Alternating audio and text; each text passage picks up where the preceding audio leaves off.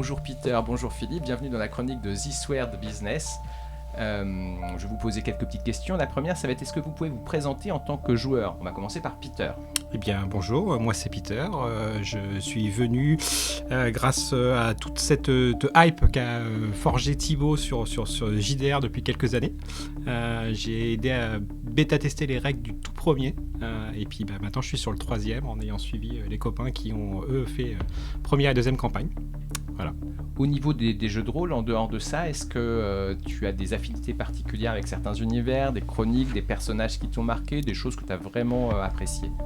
En fait, moi, je suis pas mal touche à tout. Je suis content de dire que j'ai testé plein de choses et que je suis toujours en train d'en découvrir 20 ans, 30 ans après de pratique de jeux de rôle. J'ai commencé par du Star Wars, j'ai commencé par beaucoup White Wolf, avant de faire une passe sur Setmer, une grosse passe sur DD, et maintenant je teste tout ce qui vient, en fait, ce qui se passe au niveau des systèmes, au niveau des ambiances, au niveau de tout ce qui traîne, en fait. Très bien. Et toi, Philippe, est-ce que tu as connu, est-ce que tu es un nouveau venu dans l'univers des jeux de rôle? Je crois que étant donné que je suis assez vieux, je pense que j'ai commencé en 81, je crois, donc ça commence à dater. Enfin, toute première partie de jeu de rôle, je savais même pas ce que c'était que le jeu de rôle, je me demandais ce que c'est que ce truc, mais ça m'avait tout de suite intrigué et intéressé évidemment. Et donc j'ai beaucoup joué à Donjons & Dragons, depuis la version 1 jusqu'à la dernière en fait. Et puis après, je suis tombé sur toi et quelques autres personnes avec lesquelles je joue depuis quand même déjà pas mal d'années, je pense, une bonne vingtaine d'années je pense. Plus de 20 ans, Plus de 20 ans, effectivement. Ouais. Et donc voilà, donc j'ai connu pas mal d'univers. Mon univers favori c'est quand même la fantasy en général. Mais on a fait pas mal de SF, de trucs un peu mystiques, genre. Voilà. Et ces rumeurs comme quoi tu aurais inspiré certains personnages ou certains jeux à Gary Gygax, c'est vrai ou pas? J'aimerais bien que ce soit vrai, effectivement, mais je suis pas sûr que ce soit vrai. D'accord. Est-ce que vous pouvez tous les deux me parler de votre personnage, Peter, pour commencer? Eh bien moi j'ai fait simple, je suis dans une phase en ce moment sorcière, donc je me suis dit que c'était tout à fait intéressant de jouer aux États-Unis, pas loin de Salem, justement quelqu'un qui venait de là-bas. Donc je me suis orienté vers ça en fait, vers tout le côté qui pourrait y être occulte. Le côté sorcière, voilà. Je me suis mis aussi à travailler le personnage vis-à-vis du fait qu'elle est fouineuse.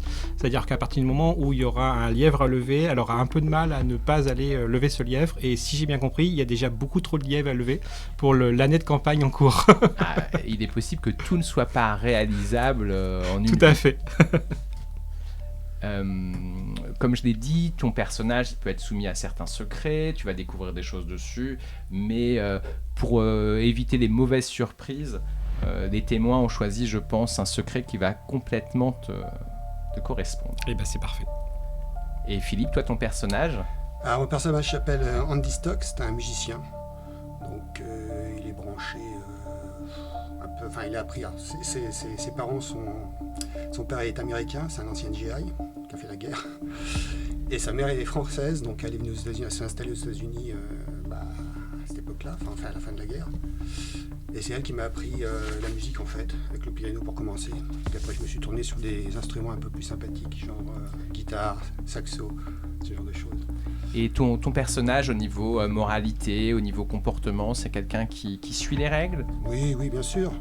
Bon, il a un petit réseau qui permet de récupérer quelques substances qui permettent d'aide à la création, on va dire. Je vais appeler ça comme ça.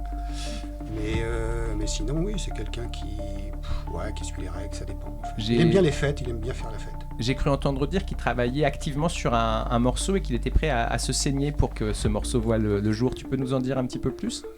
C'est un morceau, oui, j'ai commencé à jouer quelques notes, mais il ne me satisfait pas entièrement, donc je suis en train d'essayer de travailler un peu mieux.